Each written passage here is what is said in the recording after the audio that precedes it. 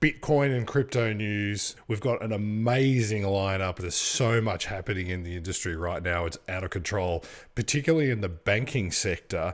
We've got news from JPMorgan. We've got some very interesting news out of Canada, some stuff that Ripple's doing, and some crypto fraud, some things that you guys should watch out for. So let's get straight into it. So JPMorgan has announced that they're entering Decentraland. And I have for you, and I'll link this in the description below, a very interesting document that JPMorgan published. If you're into NFTs or if you're in the banking and finance sector and want to see how they see the world, you've got to check out this document. I'll show it to you right now.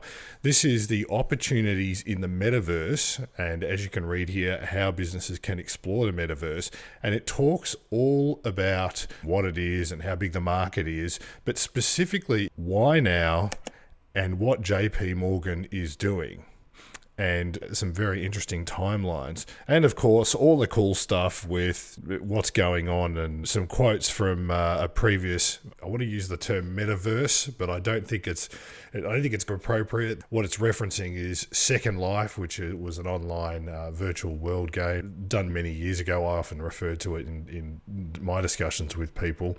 But this document is amazing. So JPMorgan's announced an Onyx lounge, which is located in the Metajuku Mall, which is a virtual version of Tokyo's Haraguchi. I can't even pronounce it. It's really Haraguchi shopping district. I probably made a complete mess of this. It also talks about land in the metaverse, which is something that is becoming more and more pricey. Virtual land.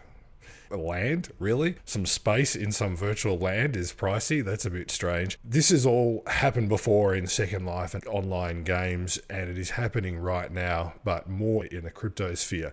So I'd encourage you to have a good read through this document in terms of what JPMorgan is doing and the opportunities that they see for work in the metaverse. Very interesting read. And of course, I'm a big fan of it because it also talks about hype versus reality.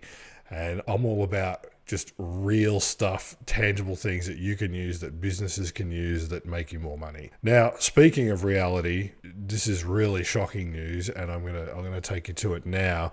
The Canadian government, Justin Trudeau, has said that he wants to freeze bank accounts of people that are assisting or helping protesters, which is just, it's bizarre. And if you have a look here, we've got an article on BBC News saying, yes, the Canadian Prime Minister is cracking down and has come out and said, hey, we're going to have a crack at cryptocurrencies and crowdfunding platforms. Now, that's pretty scary stuff. And the reason it's scary is you've got a government saying, hey, we're going to go after your cryptocurrency. We're going to go after your Bitcoin if you use it to go and finance people that we don't like.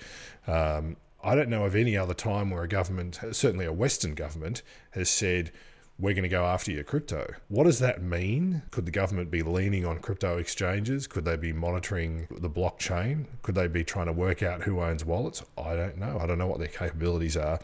One thing I do know is that it may actually push people more into the crypto space than away from the crypto space. And what I mean by that, if people are concerned that their bank is no longer a safe place to hold their money, they may move it. And we may see some moving away from banks. I want to take you to an interesting tweet that I saw earlier today. This was a take on what happened in Argentina when people feared the banks. And in particular, I love these little photos of Bitcoin artwork outside banks here. But this person who runs ETH Status says crypto took off in Argentina because people feared the banks. And yes, literally 1984. I couldn't agree with you more. It's pretty scary, but that's the way it is. That's why crypto is, and particularly Bitcoin, I might add, is so popular. No one can go in and just trash the place and say, you know what, we're going to go after your funds, we're going to seize your funds, and maybe this is the time for Bitcoin to shine. Up next is a very interesting story with the Central Bank of Bahrain doing a successful test with JPMorgan. I'm going to take you straight to that story right now.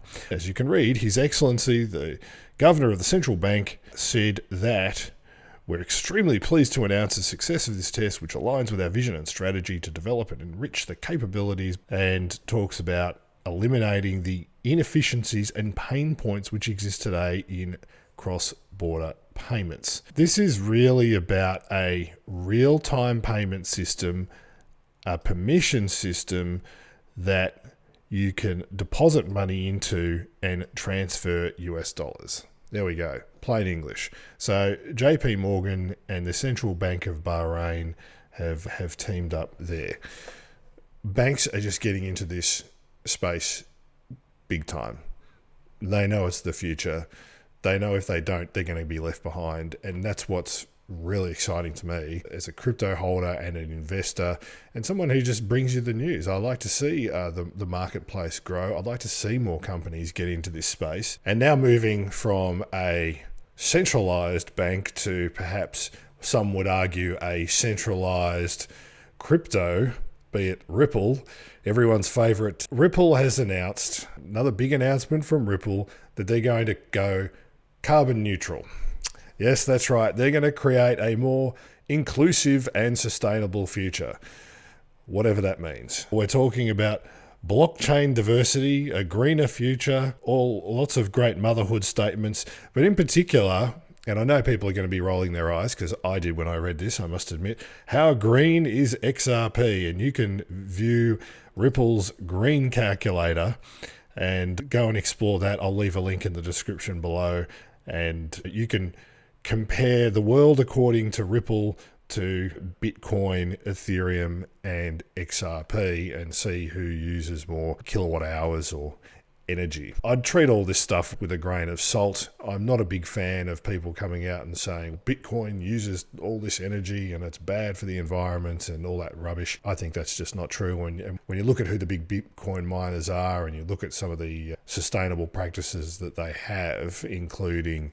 hydroelectricity and even solar, it just doesn't stack up to say Bitcoin or Ethereum. One thing is a particularly dirty crypto. But if Ripple want to go and do this, good on them. It's a great publicity thing. I just wanted to highlight it because it's very interesting to see the world according to one blockchain and how they put out their calculators. If you want to go and have a play around with it, feel free. The next one is a very interesting one. It's all about fraud and how people are absolutely getting rolled. And I wanted to clarify something. This was done by CNBC, and it was an article on bots draining accounts. Now, when people think bots, they often think automated pieces of software, malware, things that jump on your computer and go and do stuff. In this case, it wasn't a bot per se. It was what's called an IVR, an interactive voice response.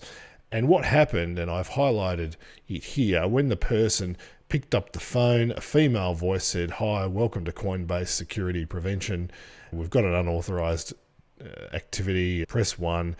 And the person thinks that he may have entered his two-factor authentication code. And the next minute, his account's been drained, he loses his crypto. We've heard this before.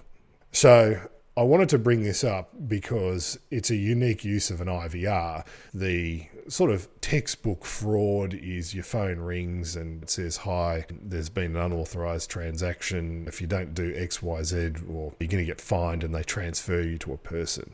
And that person tries to pretend they're somebody else and extort money out of you.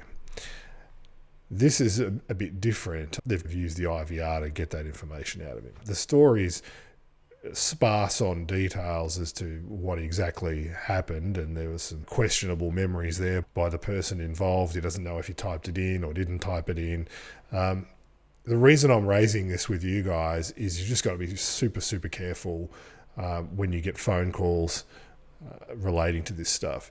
I know I've been getting a lot of text messages and phone calls and emails and God knows what. My phone is going crazy. I don't trust anything, especially related to crypto. For me, if I'm going to log onto an exchange or if I'm going to provide some sort of authentication, I'm going to do it by me starting a browser or me starting an app on my phone and logging in. Do I keep crypto on an exchange? By and large, no. Do I use hardware wallets? Yes.